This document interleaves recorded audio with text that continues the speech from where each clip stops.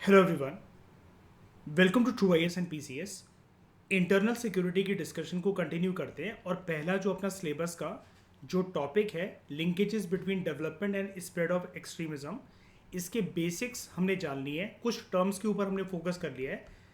अब जो टर्म्स मैंने आपको लास्ट दो क्लासेस में समझाई थी, सिखाई थी, उसके बारे में थोड़ा सा और जानते हैं, ठीक है। लेकिन इस लेक्चर को पढ़ने के बाद भी, इस लेक्चर में हम तीन टर्म्स पढ़ने वाले हैं: टेररिज्म, एक्सट्रीमिज्म और रेडिकलाइजेशन। अब आपको जो है वो फायदा नजर आएगा कि लास्ट दो लेक्चर्स में हमने जो इंटरनल सिक्योरिटी के बनाए हैं, मैंने आपको जो बेसिक टर्म से रूबरू करवाया है, अब आपको ये और अच्छे से समझ में आएगा। और सबसे बड़ी बात कि आपको बहुत कुछ नया नहीं मिलने वाला है इसके अंदर, ठीक है। 99% चीज़ें वही हैं जो मैं आपको बता चुका हूँ, बस हम थोड़ा सा डीप डिग इन करेंगे इसके अंदर, ठीक है। सबसे पहले हम बात करते हैं, टॉपिक है हमारा, कुछ कंसेप्ट्स हम समझने वाले हैं, यहाँ से कुछ टर्म्स जानने वाले हैं। सबसे पहले हम बात करते हैं टेररिज्म की। आतंकवाद क्या होता है? देखो, एक बात याद रखना, राइटर आपको यहाँ पर ये बोल रहा है, चाहे आप टेररिज्म के बारे में बात करो या फिर आप एक्सट्रीमिज्म टर्म के बारे में बात करो या वॉलेंट एक्सट्रीमिज्म के बारे में और रेडिकलाइजेशन के बारे में आप बात करो, आप लेक्चर में आगे बढ़ने से पहले और इंटरनल सिक्योरिटी सब्जेक्ट प्रिपेयर करने से पहले आप बस इतना मान लो, सबसे पहले तो एक थंब रूल बना लो कि there is no universally accepted definitions of these terms.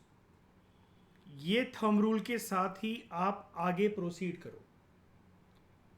ये जितने भी टर्म्स हैं, terrorism, extremism, violent extremism, radicalisation, हर जगह पर आप यही पढ़ोगे कि इनकी कोई भी यूनिवर्सली एक्सेप्टेड डेफिनेशन नहीं होती है।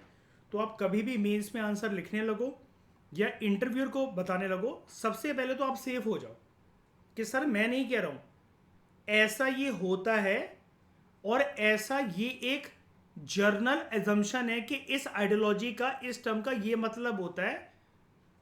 100% तो सर ना मैं ठीक हूं और ना जो आप मुझे बताओगे आप ठीक हो, क्योंकि यूनिवर्सली एक्सेप्टेड डेफिनेशन तो कुछ है ही नहीं। हाँ, एक बात जरूर है जो कि मैंने आपको प्रीवियस लेक्चर में बताई थी, इंडिया ने एक प्रपोजल मूव करा था यूनाइटेड नेशंस के अंदर, याद है वो वाली बात, सीसीआईटी के नाम से, comprehensive convention on international terrorism, जहां पर इंडिया क्या बोल रहा है यूएन को बड़े सारे सालों से कि टेररिज्म के ऊपर एक यूनिवर्सली एक्सेप्टेड डेफिनेशन को फ्रेम कर लो। और इंडिया ने एक डेफिनेशन सौंपी भी है यूएन को, उसके बारे में हम पढ़ेंगे आगे। अभी तो जस्ट इंटरनल सिक्योरिटी स्टार्ट हुआ है, अभी तो 0.001% भी सिलेबस आगे नहीं बढ़ा है हमारा। अभी हम आगे पढ़ेंगे तो आप ये सारी चीजें सीख जाओगे। लेकिन भारत ने ये बोला, यूएन जो है इस प्रपोजल को एक्सेप्ट करने से कतरा रहा है। अब बात इसकी नहीं है कि वो भारत की बेइज्जती कर रहा है या फिर डिले कर रहा है, इस चीज में प्रोक्रेस्टिनेट कर रहा है, ऐसा कुछ भी नहीं है। हमने प्रीवियस लेक्चर में सीखा था और आपको भी अब टेररिज्म को देखकर इतनी समझ आ गई है, तालिबान के बारे में मैंने आपको बताया था, दुनिया में टेररिज्म, आतंकवाद को लेकर एक जो इंपैक्ट होता है ना आतंकवाद का, हर एक कंट्री का एक अलग तरीके से इंपैक्ट होता है।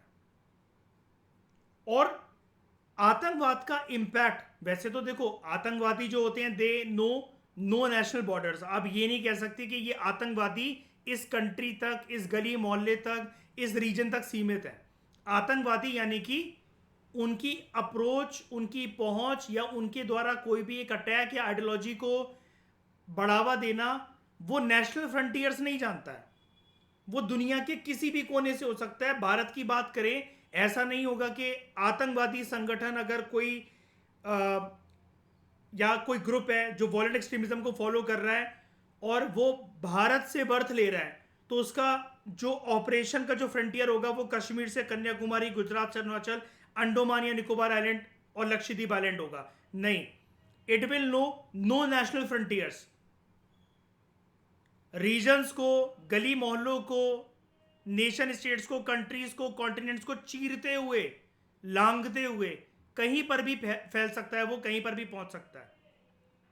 लेकिन आतंकवादी संगठनों का या आतंकवाद का इम्पैक्ट कौन से देश के ऊपर, कौन से देशवासियों के ऊपर कैसा पड़ता है, ये सारी अलग अलग जो है आप कह लो कि इफेक्ट्स हैं सारे के सारे। यूनिवर्सली एक्सेप्टेड चीज नहीं है ये, तो यूनिवर्सली एक्सेप्टेड डेफिनेशंस भी नहीं आ सकती हैं इसके ऊपर। आप कहोगे चलो ठीक है सर, मान ली आपकी बात, आतंकवाद या आतंकवादियों के ऊपर एक कॉमन डेफिनेशन नहीं बनाई जा सकती, मान लिया। लेकिन एक्सट्रीमिज्म, वॉलेंट एक्सट्रीमिज्म और रेडिकलाइजेशन में सर क्या प्रॉब्लम है फिर? ये तो आपने आइडियोलॉजीज हमें समझाई थी, तो ये तो कॉमन तरीके से बिहेव करती होंगी ना? नहीं। ये लेक्चर मैं इसलिए ही ले रहा हूं, मैं कह सकता था आपको कि यार देखो ये 3 टर्म्स हम कर चुके हैं, हम इसको छोड़कर नेक्स्ट टॉपिक की तरफ आगे बढ़ते हैं, लेकिन नहीं, कुछ है इस लेक्चर में, कुछ स्पेशल बात है जो कि लास्ट 2 लेक्चर से अलग है। यहां पर ये जो मैंने आपको शुरुआती दौर में ये चीज बता दी ना कि कोई यूनिवर्सली एक्सेप्टेड डेफिनेशन टर्म्स नहीं है, तो इन टर्म्स को अब हम समझेंगे कि यूनिवर्सली एक्सेप्टेड क्यों नहीं है टर्म्स, चारों की चारों टर्म्स। वैसे तो यहां पर 3 दे रखी है, लेकिन आप जानते हो कि एक्सट्रीमिज्म के साथ ये भी एसोसिएटेड टर्म होता है, वॉलेंट एक्सट्रीमिज्म। अपना बेस मजबूत रखना, जो लास्ट 2 लेक्चर्स में मैंने आपको जो टर्म सिखाई थी, लिख लिख के जो बताया था, डेराइव ये सारी डिस्कशन वहीं से होगी, लेकिन हम थोड़ा सा इसको और एडवांस करेंगे ये जानने के लिए कि भाई दुनिया में कॉमन डेफिनेशन क्यों नहीं आ सकती, ये कॉमन कंसेप्ट क्यों नहीं हो सकते, हर किसी के ऊपर इनका जो प्रभाव है, ये जो आइडियोलॉजी है, एक जैसे ही तो होता होगा? नहीं होता है। क्यों नहीं होता है वो जानते हैं इस लेक्चर के अंदर। सबसे पहले बात करते हैं आतंकवाद की। देखो, राइटर शुरू में ही एक चीज एक्सेप्ट कर रहा है जो कि मैंने आपको यहां पर ये बताई, इस चीज को यहां पर हाईलाइट करा जा रहा है कि टेररिज्म एक कॉम्प्लेक्स टर्म है और ये एक कंटेस्टेड इशू है। कंटेस्टेड वर्ड का दोस्तों ये मतलब होता है कि जब भी वर्ड आपके सामने कंटेस्टेड आए, इसका मीनिंग होता है anything which is debatable,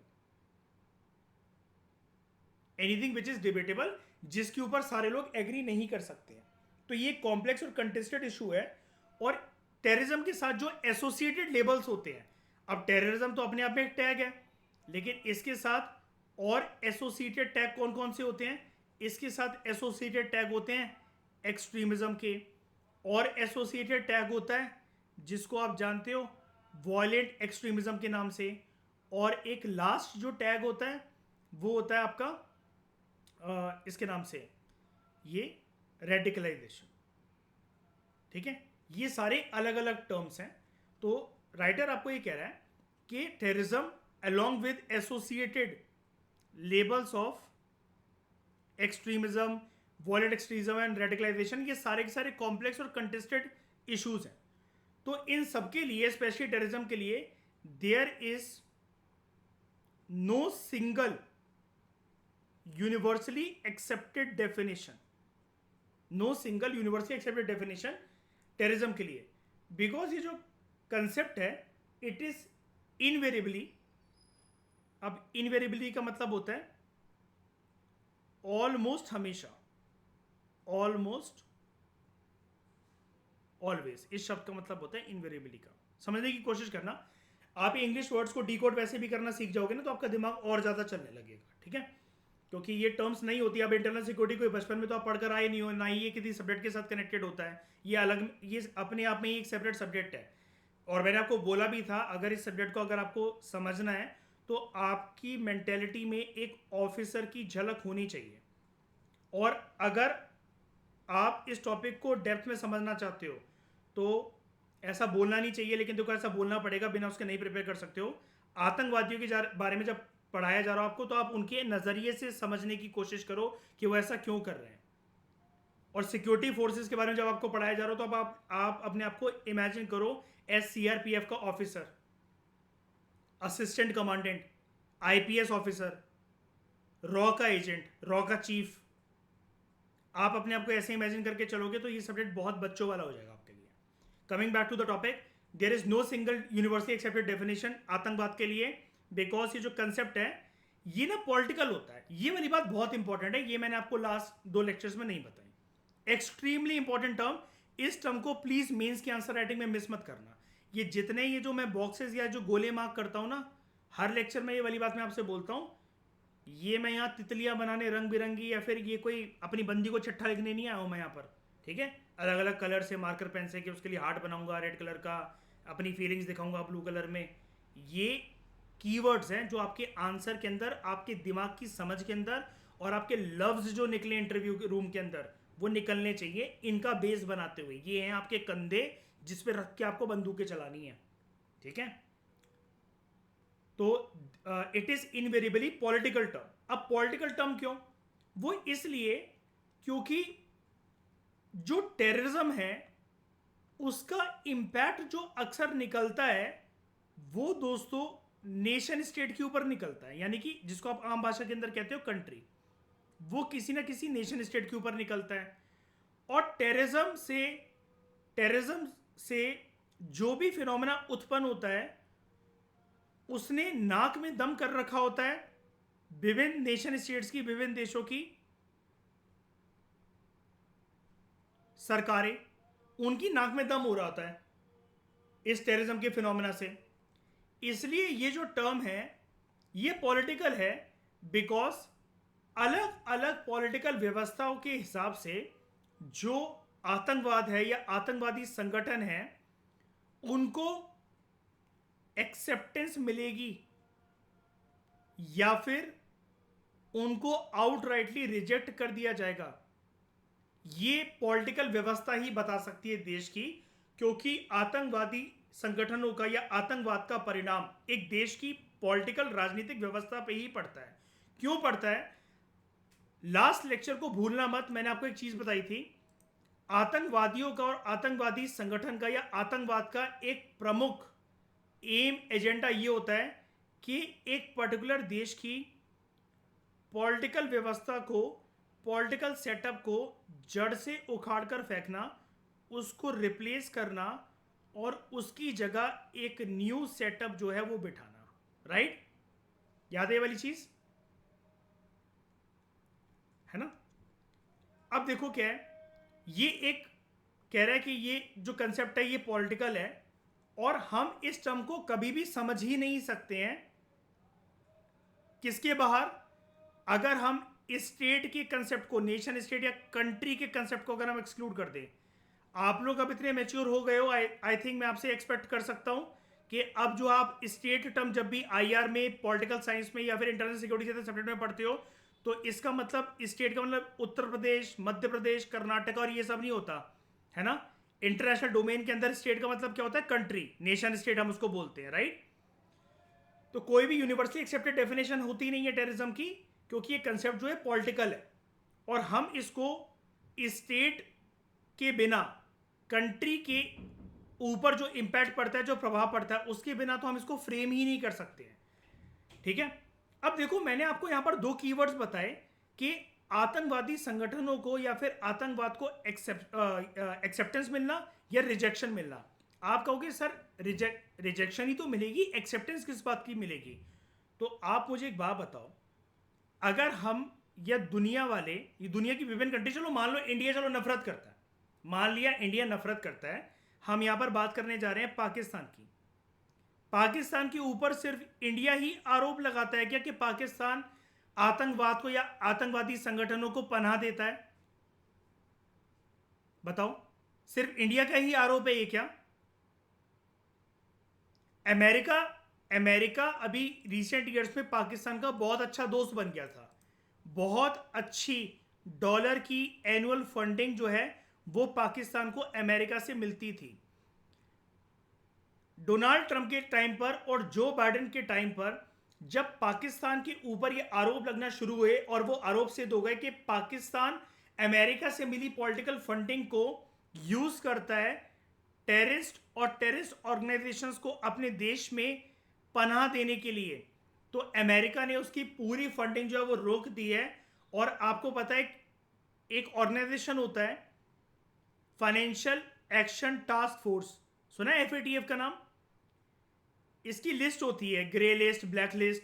Pakistan जो है काफी बार इसी ग्रे लिस्ट में आ चुका है और उसके आने का मतलब ये होता है कि आपके ऊपर बैन लग जाता है बहुत सारी चीजों के ऊपर और आपकी जो छवि होती है यूनाइटेड नेशंस में मेंबर कंट्रीज के बीच में, वो एक कंट्री की ना रह जाकर ऐसी छवि बन जाती है आपकी देश विदेशों के सामने कि आपकी वो धरती है जहां पर आप आतंकवादियों को पनाह दे रहे हो, आतंकवाद आपके देश के अंदर पनप रहा है, उसके बीज आप बो रहे हो। आप कहोगे इससे नुकसान ही क्या पड़ता है पाकिस्तान को? इंटरनेशनल कंपनीज की इन्वेस्टमेंट नहीं आएगी पाकिस्तान के अंदर। जब इन्वेस्टमेंट नहीं आएगी तो circular flow of economy Pakistan का वीक रहेगा, ऑलरेडी वीक है, वो एक डेवलपिंग कंट्री है। और बेसिकली अगर देखा जाए तो डेवलपिंग कंट्री के दायरे के अंदर भी वो काफ़ी नीचे ही आता है पाकिस्तान। वहां पर ग्रोथ नहीं हो सकती, लोग एजुकेटेड नहीं बनेंगे, और अल्टीमेटली इसकी छवि खराब होते होते और ज़्यादा बैन्स जो हैं वो इसके ऊपर लग जाएंगे, चाहे वो फिर ट्रेड रिलेटेड बैन्स हो या कॉन्फ्रेंस में पार्टिसिपेट करने वाले बैन्स हो, किसी इंटरनेशनल ऑर्गेनाइजेशन का मेंबर बनने के बैन हो, ये बढ़ते चले जाएंगे पाकिस्तान के ऊपर। अल्टीमेटली कोई नेशन स्टेट या उस नेशन स्टेट की जो प्राइवेट कंपनीज है वो पाकिस्तान में इन्वेस्ट करने से कतराएंगी, क्योंकि जहां पर आतंकवादियों का या आतंकवादी संगठनों का या आतंकवाद का खतरा मंडरा रहा हो तो कोई भी वहां पर जाना पसंद नहीं करता। परमानेंट सेटअप इन्वेस्टमेंट के तौर पर कंपनी बनाकर, एमएनसी बनाकर तो कतई नहीं आना चाहेगा उस देश के अंदर। जब टूरिस्ट 2 दिन को घूमने नहीं जा सकते हैं ऐसे देश के अंदर जिसकी छवि इतनी खराब हो, तो कंपनीज वहां पर इन्वेस्ट करने के बारे में कैसे सोच सकती हैं? तो पाकिस्तान का पूरा जो एक एफडीआई होता है, फॉरेन डायरेक्ट इन्वेस्टमेंट वगैरह, ये सब कुछ सफर करेगा। अल्टीमेटली इससे पाकिस्तान की जो जीडीपी है वो बहुत प्रभावित होगी। तो बहुत सारे नेशन स्टेट तो टेररिज्म को एक्सेप्ट भी करते हैं और बहुत सारे नेशन स्टेट टेररिज्म को जो है वो रिजेक्ट भी करते हैं, क्योंकि आप कहोगे सर एक्सेप्टेंस वाली बात ना में रास नहीं आ रही। अगर रास नहीं आ रही तो आप मुझे एक बात बता दो, आतंकवादी संगठनों के पास ये मॉडर्न वेपन्स आजकल के समय में 21वीं शताब्दी में ये ड्रोन टेक्नोलॉजी, मिसाइल, बजूकास, हेलीकॉप्टर्स के अंदर मिसाइलें, लेटेस्ट बंदूकें, ये कहां से आ रही है? अगर इनको कोई एक्सेप्टेंस इनके लिए नहीं रख रहा है अपने दिमाग के अंदर, और इनको लेटेस्ट आर्टिलरीज, मशीनरीज वगैरह अगर सप्लाई नहीं कर रहा है, और कुल मिलाकर एक वर्ड हम इस्तेमाल करें जिससे सारी बातें वाइंड अप हो जाएंगी, सपोर्ट अगर इन्हें नहीं कर रहा है, तो इनके पास ये आ कहां से रहा है? ये तो गवार होते हैं ना, ये पढ़े लिखे थोड़ी ना होते हैं। 4-5 अगर व्हाइट कॉलर टेररिस्ट जो है, व्हाइट कॉलर टेररिस्ट का मतलब ये होता है कि वो भेस बदलकर एक देश में engineer, doctor, IITian, IAS officer बन गए, उन्होंने सीख भी लिया कुछ 2-4 चीजें, लेकिन फिर भी उससे पूरे के पूरे जो पूरी संगठन है उसके पास इतने लेटेस्ट वेपन्स और ये सब बनाने की टेक्नोलॉजी कहां से आ जाएगी? चलो आ भी जाएगी तो रॉ मटेरियल कहां से एक्सट्रैक्ट कर लेंगे? और जिन देशों के अंदर ये ऑपरेट करते हैं वहां करते हैं, तो वहां पर ये बिल्कुल खुलेआम क्या वहां पर ये माइनिंग और ये सब कर सकते हैं क्या कि सारे रॉ मटेरियल्स निकाल लें? इनके पास खुद के फैक्ट्री सेटअप वगैरह ये सब कुछ है, मैन पावर है इतनी बनाने के लिए। तो इनका तो फिर जो एजेंडा है वही चेंज हो जाएगा पूरा का पूरा, अगर ये अपने आप को इतना इन्वॉल्व रखेंगे मशीनरीज, आर्टिलरीज, हेलीकॉप्टर्स, बजूका, बारूद, गोला बारूद ये सब बनाने के अंदर, ड्रोन्स बनाने के अंदर। तो कोई ना कोई तो है, कोई ना कोई कंट्रीज तो होती हैं, उन कंट्री के अंदर कोई ना कोई शासन प्रशासन के लोग तो होते हैं पक्का, जो उनको एक्सेप्टेंस देते हैं, जो उनको सपोर्ट देते हैं, जो उनको लेटेस्ट आर्मामेंट्स के साथ कुछ ना कुछ ये जो ड्रोन्स, बजूका, गोला बारूद ये सब सप्लाई करते हैं। इसलिए इसकी कोई एक सिंगल डेफिनेशन नहीं हो सकती है, क्योंकि ये जो कंसेप्ट है पॉलिटिकल है और स्टेट की बातों को मद्देनजर रखते हुए उससे बाहर बात नहीं करी जा सकती, क्योंकि आतंकवाद का प्रभाव नेशन स्टेट एक कंट्री के ऊपर ही पड़ता है, क्योंकि उसका मेन एजेंडा ही यही है कि देश की पॉलिटिकल व्यवस्था को चेंज कर देना है, रिप्लेस कर देना है और उसकी जगह एक नई व्यवस्था बनाकर लेकर आनी है। और ये लोग करते हैं कि एक जनरल क्लाइमेट बनाते हैं, मैंने आपको बताया था फियर का, जहां पर ये टारगेट करते हैं पॉपुलेशन को और सोशल, पॉलिटिकल और आइडियोलॉजिकल ऑब्जेक्टिव्स को अचीव करने की कोशिश करते हैं, डराकर, धमकाकर और फोर्सफुल तरीके से, थ्रू फियर, इंटिमिडेशन एंड कर्शन। लेकिन फिर भी अब कोई यूनिवर्सली एक्सेप्टेड डेफिनेशन नहीं है, लेकिन भाई हमें तो अपने लिए कुछ समझदारी के लिए चाहिए ना, समझने के लिए, लिखने के लिए, जानने के लिए, किसी को बताने के लिए कि आतंकवाद क्या होता है। तो सबसे एक्सेप्टेबल शब्द जो होते हैं इस चीज को जानने के लिए कि टेररिज्म क्या होता है, तो टेररिज्म को हम कैसे डिफाइन कर सकते हैं? These are certain acts which are committed, ये कुछ ऐसी हरकतें होती हैं, ठीक है, जो कमिट करी जाती हैं जिसमें आतंकवादियों का या आतंकवादी संगठन का एक मुख्य ऑब्जेक्टिव ये होता है कि सीरियस तरीके से पॉपुलेशन को सबसे पहले तो इंटिमिडेट करना है, अब दोस्तों, डर और दहशत में फर्क क्या होता है? इंटिमिडेशन डर नहीं होता, ये दहशत होती है। तो इसका मतलब क्या होता है ये मैं आपको समझाता हूं। देखो, आप पहले इंटिमिडेशन का डिक्शनरी मीनिंग जानो। इंटिमिडेशन का मतलब होता है आप किसी को ऐसे फ्राइटन कर देते हो, डरा देते हो, या इस प्रकार से उनको थ्रेटन करते हो that you make some person you make a person to do something. अब इसका मतलब क्या हुआ, ये मीनिंग जानने वाली क्यों जरूरी है? बहुत बार आतंकवादी संगठन या आतंकवादी लोग आगे लाइमलाइट में, पिक्चर में नहीं आते हैं। वो ना बैक एंड में किसी को धमकाते रहते हैं, डराते रहते हैं कि हम तुम्हें पीछे से पैसा भेजेंगे, ये तुम्हारी रिस्पॉन्सिबिलिटी होगी कि इस पैसे को यहां पर सप्लाई करो। हम तुम्हें एक बंदे का पता बताएंगे, ये तुम्हारी रिस्पॉन्सिबिलिटी होगी कि उनसे तुम गन्स खरीदो, उसको ठिकाना लगाओ और वो हमारी लोकेशन तक पहुंचाओ। ये मतलब होता है इंटिमिडेशन का। जनता के दिलो दिमाग में ऐसी दहशत फैलाना कि वो कुछ करने पर मजबूर हो जाए, उनकी रूह कांप जाए। अब ये काम हो सकता है कि लंबे समय तक भी चले, जनता को डरा डरा कर, जैसे कंट्री के ऊपर कब्जा पा लिया मान लो आतंकवादियों ने। अब जिंदगी भर जो है उस देश के जो लोग हैं कहीं भाग नहीं सकते, जा नहीं सकते, तो जिंदगी भर उन्हें उनकी आतंकवादियों की बात माननी पड़ेगी। नहीं मानेंगे तो जान से हाथ धो बैठेंगे, वो भी और उनके परिवार वाले भी। अब डीएनए से तो अपने प्यार सभी को होता है। जिसके दिमाग में आतंकवादियों जैसा जो है एक आइडियोलॉजी नहीं है, या फिर अपनों को खोने से डर ना लगे, ऐसे तो लोग होते नहीं हैं, तो वो फिर इनके डर के चक्कर में इनकी बातें मान लेते हैं, जो ये जैसा करवाना चाहे वैसा वैसा करते रहते हैं। या फिर ये तो हो गया लंबे समय की बात। और शॉर्ट टर्म में कैसे आतंकवादियों ने किसी बिल्डिंग को घेर लिया, किसी के घर के अंदर घुसकर बैठ गए, तो जो जो वो उनसे बोल रहे हैं वो जो है जनता को करना पड़ेगा। तो ऑब्जेक्टिव इनका क्या होता है? सीरियसली इंटिमिडेटिंग का पॉपुलेशन, या फिर देश के या विदेश के स्ट्रक्चर्स को डीस्टेबलाइज करना और उसको डिस्ट्रॉय करना। क्यों? जैसा कि मैंने आपको बताया, बात घुमा फिरा के यही है। पॉलिटिकल सेटअप को रिप्लेस करना, उसकी जगह न्यू पॉलिटिकल सेटअप बिठाना, या किसी व्यवस्था को चेंज करना, उसकी जगह एक नई व्यवस्था लेकर आना। तो डीस्टेबलाइज करना, डिस्ट्रॉय करना स्ट्रक्चर को किसी एक कंट्री के या इंटरनेशनल ऑर्गेनाइजेशंस के। जैसे इंटरनेशनल ऑर्गेनाइजेशंस का स्ट्रक्चर कैसे डीस्टेबलाइज हो सकता है, इसको समझते हैं। अब दोस्तों, जैसे यूएनओ की बात ही कर लो आप। यूएनओ बना था सेकेंड वर्ल्ड वॉर के बाद, राइट? यूएनओ बना था सेकेंड वर्ल्ड वॉर के बाद। इसका एम क्या था?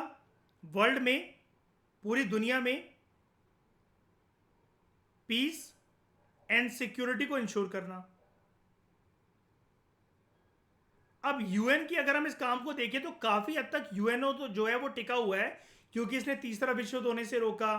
लेकिन जहां पर अगर हम बात करें, बिल्कुल इसको हम माइन्यूट तरीके से इस बात को पकड़कर बैठते कि क्या सच में शांति व्यवस्था और सुरक्षा इंश्योर करी है क्या यूएन ने? यूएन इस चीज में सक्षम है क्या? अगर है सक्षम, तो ये जो टर्म है ये दुनिया में आज तक क्यों पनाह ले रहा है? आतंकवाद और आतंकवादी क्यों होते हैं फिर? क्योंकि इनके होने, ये तो वर्सेस है, ये तो अपोजिट है, दोनों एक दूसरे के दुश्मन है। पीस और सिक्योरिटी के दुश्मन जो है वो आतंकवादी और आतंकवाद है। तो अगर यूएन सच में अपनी ड्यूटी इतने अच्छे से निभा रहा है, तो आतंकवाद और आतंकवादी संगठन आज तक क्यों सरवाइव कर रहे हैं जब से यूएनओ बना है? तो ऐसे यूएनओ के स्ट्रक्चर, उसके मैंडेट पर कालिक पोतने के लिए, उसको बदनाम करने के लिए, उसके मुंह पे चांटा मारने के लिए, ये जो टेररिज्म है, ये ऐसे एक्ट कमिट करते हैं कि जिससे यूएन का स्ट्रक्चर, क्योंकि यहां पर लिखा हुआ था ना, देखो मैं इसलिए बता रहा हूं यूएन की बात, यहां पर लिखा हुआ था इंटरनेशनल ऑर्गेनाइजेशन। ऐसे इंटरनेशनल ऑर्गेनाइजेशन का जो स्ट्रक्चर, जो मैंडेट है, वो डीस्टेबलाइज हो जाए और डिस्ट्रॉय हो जाए। और इसके अलावा सरकार को एब्सटेन करना, एब्सटेन करने का मतलब होता है किसी को कुछ काम करने से रोकना, सिंपल स्टॉप करना, ठीक है, फ्रॉम परफॉर्मिंग एक्शंस। अब ये कैसे होता है? देखो, सरकार जो है किसी भी देश की हो, उसका काम होता है जनता की भलाई करना, पीस को इंश्योर करना, सिक्योरिटी को इंश्योर करना। इंटरनेशनल लेवल पे तो यूएन करता है, नेशनल लेवल पे तो सरकार ही करेंगी। और देश में इकोनॉमिक डेवलपमेंट लेकर आना, सोशल डेवलपमेंट लेकर आना, लोगों के हेल्थ, रोटी कपड़ा मकान शिक्षा, हाईवे बनाना, इन सब चीज़ों को इंश्योर करना, रोडवेज बनाना, इंफ्रास्ट्रक्चर को मेंटेन करके रखना, लोगों को शिक्षित बनाना, उनको ह्यूमन कैपिटल फॉर्मेशन की तरफ लेकर जाना। जब सरकार normal day to day life में ये सब काम करती है, तब तो देश आगे उन्नति करेगा, तरक्की करेगा। लेकिन जहां पर टेररिज्म की बला या उसकी बुरी नज़र या उसकी गंदी छाया किसी देश के ऊपर अगर पड़ने लगे, तो वो जो शेडो होगी सरकार के इन एक्शंस को करने से रुकवाएगी। जहां पर आतंकवाद और आतंकवादी संगठन पनाह ले रहे हैं किसी देश के अंदर, उत्पात उन्होंने मचा रखा है, तो देश की जो सरकार है वो नॉर्मल तरीके से फंक्शन कर ही कैसे सकती है? उसका तो पूरा जो ध्यान है, जो पूरा बजट है, जो पूरा पैसा है, वो तो इन्हीं चीज़ों पे केंद्रित हो जाएगा कि इनको रोकना है, इनको कैसे ना कैसे कर कर हमें देशवासियों को बचाना है, इंफ्रास्ट्रक्चर को हार्म करने से बचाना है। और टेररिस्ट जो है वो मानेंगे नहीं, वो बार बार सरकार गिराने की कोशिश करेंगे, सरकार की छवि जनता की नज़रों में गलत करने की कोशिश करेंगे। सरकार ने रोड बनाई, रोड तोड़ दी, हाईवे बनाया, हाईवे के ऊपर अटैक कर दिया, कोई बिल्डिंग बनाई, वहां पर 9/11 जैसा अटैक कर दिया। बच्चे स्कूल जा रहे हैं, कॉलेजेस जा रहे हैं, वहां पर किसी दिन गोला बारूद हो गया, लड़ाई झगड़ा हो गया आर्मी के बीच में और टेररिस्ट के बीच में, गोले बारूद फाके गए, बम फटे, ग्रेनेड फटे, सरकार को अनाउंसमेंट करनी पड़ी 3 महीने के लिए स्कूल्स कॉलेजेस और यूनिवर्सिटीज़ बंद रहेंगे। ऐसे में नॉर्मल देश की जो व्यवस्था होती है, बड़े सारे जो देश है जहां पर डेमोक्रेसी है, उनकी जो डेमोक्रेटिक व्यवस्था है वो कुल मिलाकर हो जाती है हॉल्ट, वो कुल मिलाकर हो जाती है पैरालाइज, जिसकी वजह से देश डेवलपमेंट के रास्ते पर चल नहीं पाता, उसकी डेवलपमेंट हॉल्ट हो जाती है, सरकार की छवि जनता की नज़रों में बिगड़ जाती है। और टेररिस्ट को लगता है कहीं ना कहीं कि आने वाले टाइम के अंदर, आने वाले इलेक्शंस के अंदर इनको जो है वो वोट नहीं मिलेगा, ये सरकार गिर जाएगी।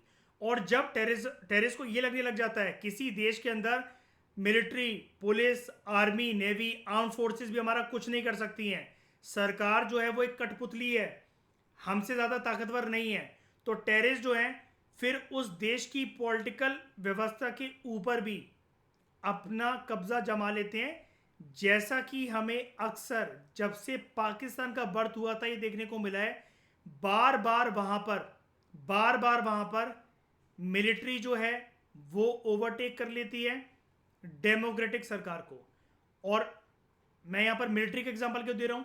क्योंकि पाकिस्तान की मिलिट्री अक्सर इस चीज़ के लिए जानी जाती है कि वो आतंकवादी संगठनों को और आतंकवाद को बढ़ावा देती है, ताकि हिंदुस्तान की इंटरनल सिक्योरिटी जो है वो पैरालाइज हो सके, वो डिस्टेबलाइज हो सके, और डेमोक्रेटिक फ्रेमवर्क जो भारत का है वो डिस्ट्रॉय हो सके। इसके लिए पाकिस्तान और पाकिस्तान की मिलिट्री बहुत जद्दोजहद करती है। डेमोक्रेटिक सरकारें जब वहां पर आती हैं, भारत के साथ जब भी वो अच्छे रिश्ते नाते बनाने की कोशिश करती हैं, मिलिट्री कुछ ही सालों में ऐसा देखा गया कि ओवरटेक कर लेती है, वहां के प्रधानमंत्रियों को, राष्ट्रपति को जेल भेज देती है, उनका वहां पर एसेसिनेशन हो जाता है। ठीक है, बहुत बार एसेसिनेशन हो रखा है पाकिस्तान के प्रीमियर्स का। ये चीज़ मैंने आपको क्लास 12th की जो पॉलिटिकल साइंस की जो बुक है कोल्ड वॉर वाली, चैप्टर 5 जो उसका साउथ एशिया, उसके अंदर पाकिस्तान की हिस्ट्री मैंने आपको बता रखी है। उधर यही चलता रहता है, democracy military, democracy military, elections फिर मिलिट्री का ओवरटेक होना, इलेक्शंस आना फिर मिलिट्री का ओवरटेक होना। तो उसकी वजह से होता क्या है, पाकिस्तान की इंटरनल प्रॉब्लम्स को तो हम बाद में समझेंगे, लेकिन पाकिस्तान ओवरऑल हमारे दिलो दिमाग में ऐसी छवि बना चुका है कि Pakistan is equal to terrorism, Pakistan is equal to the land of terrorist. Pakistan मतलब आतंकवाद का खतरा और आतंकवादी संगठनों का पनाह वहां पर लेना ये सुनिश्चित है।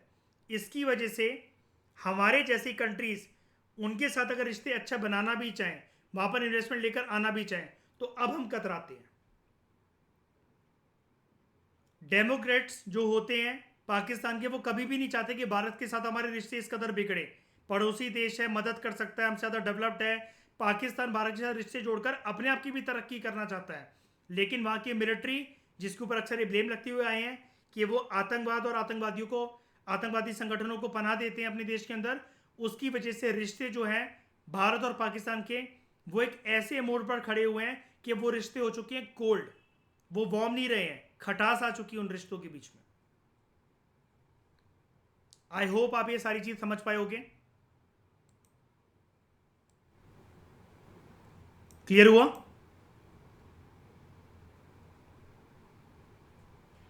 ठीक है, तो इस डिस्कशन में दोस्तों फिलहाल इतना ही। Thank you very much for discussion.